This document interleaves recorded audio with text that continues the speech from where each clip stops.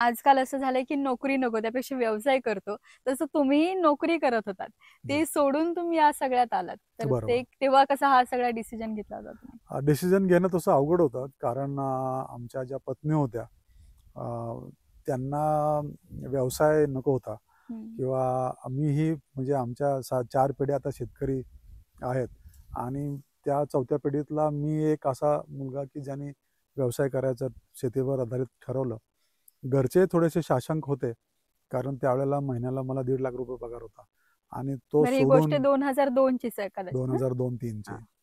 तर त्यावेळेला हे सगळं सोडून आणि एका संस्थेचा डिव्हिजनल मॅनेजर आणि टुरिझममधलं आणि खूप मोठं त्या ठिकाणी काम चाललं होतं आणि हे सगळं बंद करून तुम्ही अशा ठिकाणी व्यवसाय करायचा की जे क्षेत्र नवीन आहे आणि त्या नवीन क्षेत्रामध्ये जोखीम असते. त्या नवीन क्षेत्रामध्ये बऱ्याचशा अडचणी येत असतात.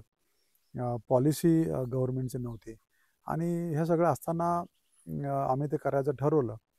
एक मात्र नक्की असतं की अ, तुम्ही नवीन क्षेत्रामध्ये काम करत असताना तुम्ही नुसती पायवाट जरी पाडली त्या क्षेत्रामध्ये, तरीसुद्धा लोकं हळू-हळू त्या पायवाटेने चालत येत असतात आणि मग त्या पायवाटेचा कधी रस्ता होतो आणि त्या रस्त्याचा कधी एक्सप्रेस हायवे होतो आणि नंतर कधी समृद्धी हायवे होतो, हे कळत नाही.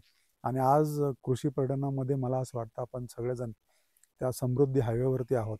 आता महाराष्ट्र शासनाचं धोरण आहे.